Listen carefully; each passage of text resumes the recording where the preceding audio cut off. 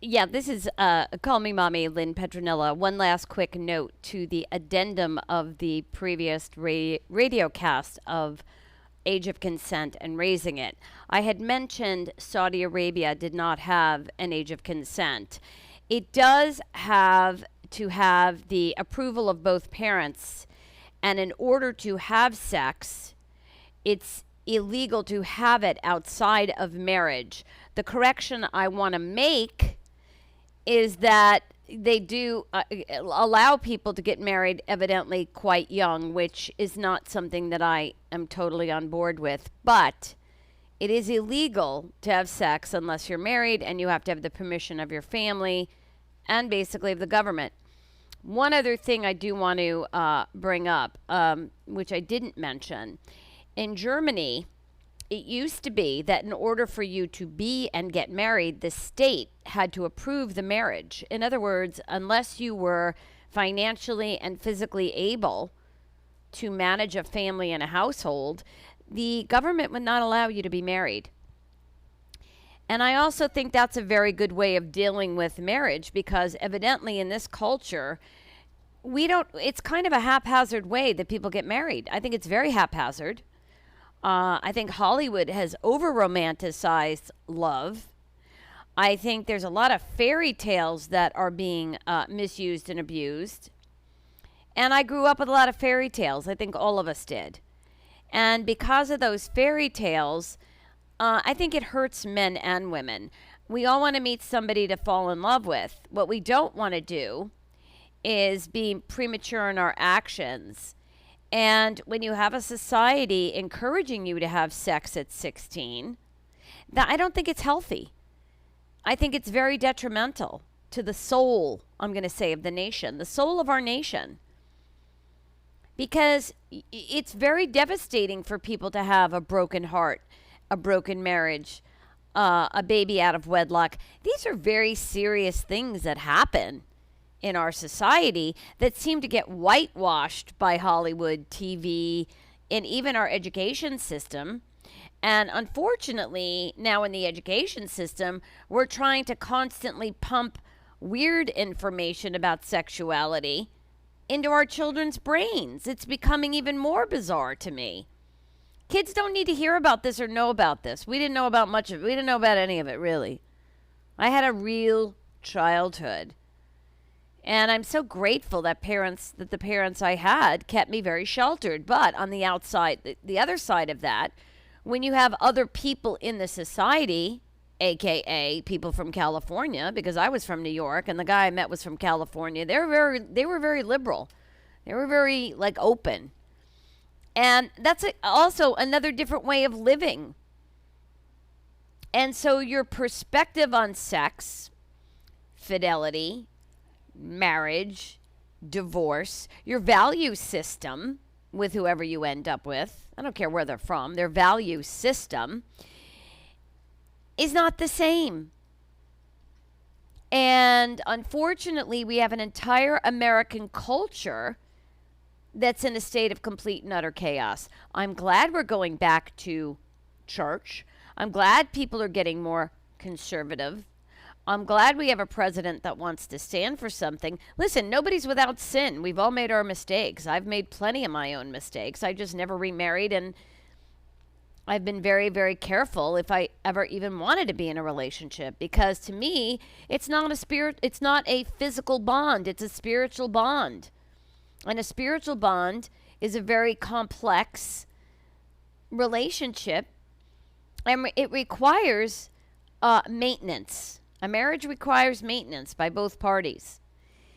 And even when you have maintenance by both parties, I'm going to say the society we live in seems to encourage divorce and break people apart. That's my perception of society.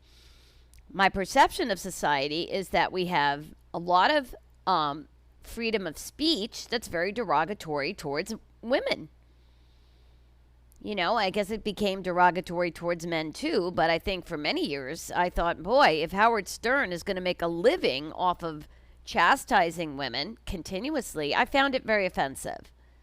I can make fun of myself, but not at that level there's a certain level and a line, even in freedom of speech. I think when you cross it, it becomes disgusting, disturbing, and a little bit demented. And I think a lot of men in our culture have crossed this line, and they want the women to cross the line with them. Oh, it's a consenting adult and everything you want to do. And you know what?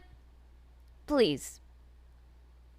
I mean, if you have to be this bizarre, go move to Vegas or something. I don't know.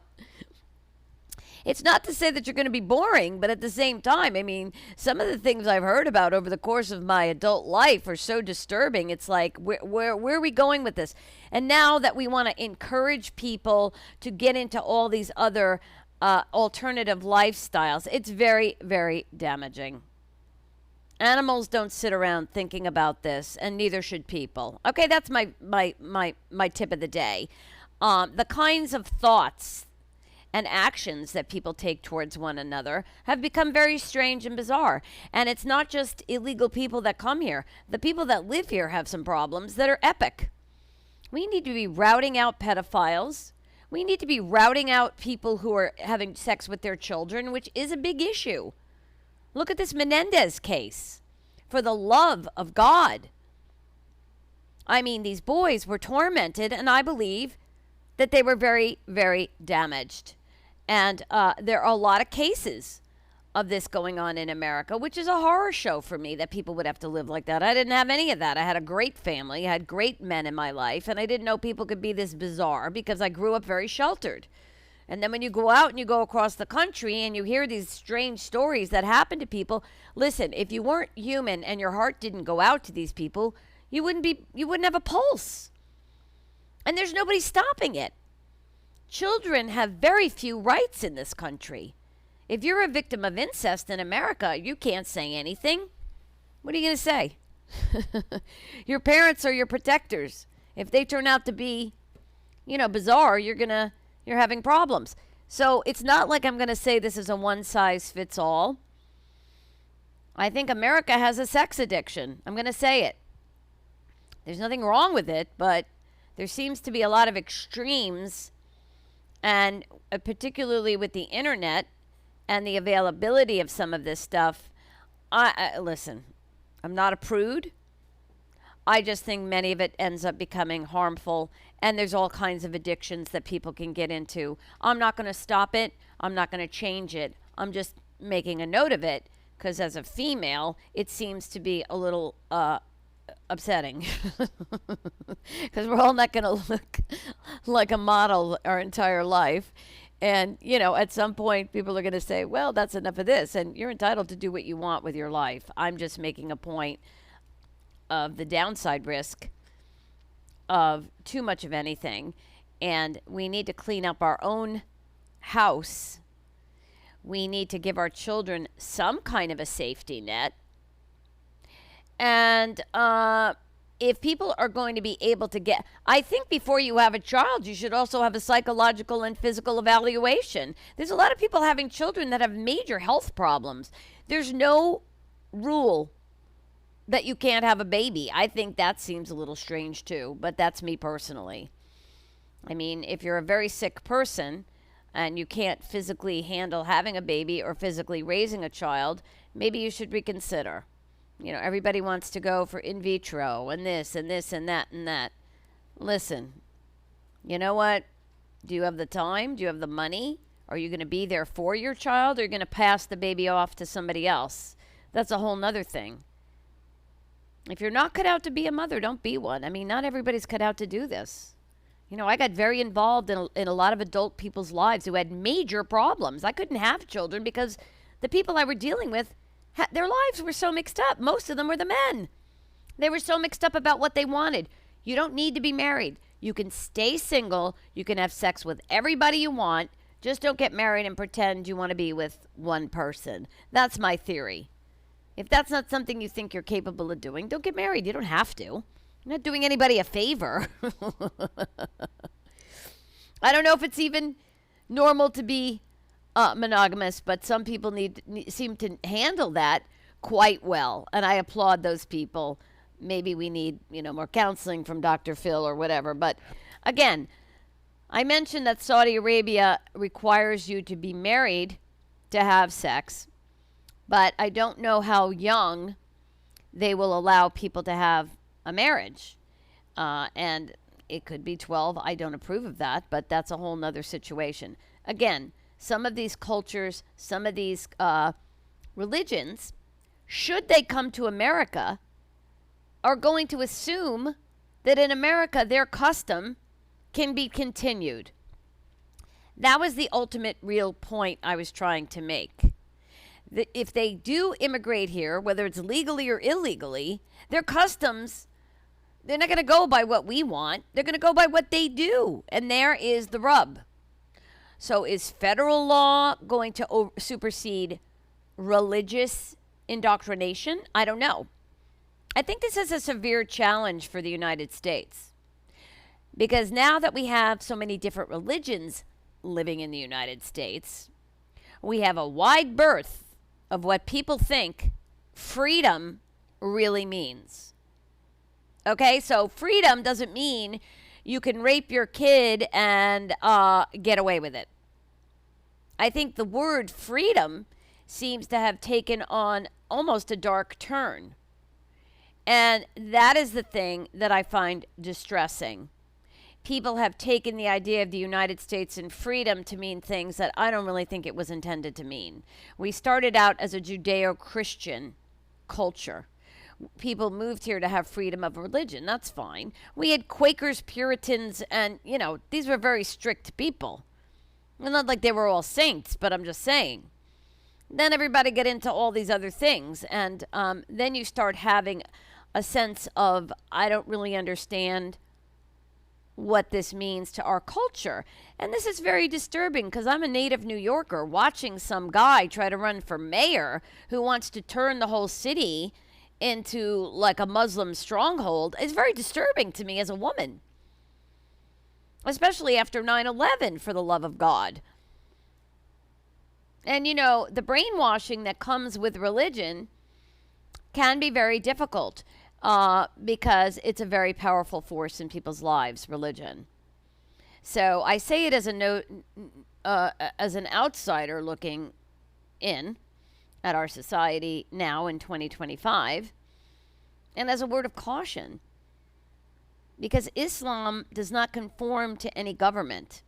It stands above it. And if Islam stands above our government, the way they treat their women and the way they are allowed to treat their women in a society that says you have freedom of religion, this could go into multitudes of lawsuits for this country if we're not really careful. Because it's a counterintuitive religion to the basic premises and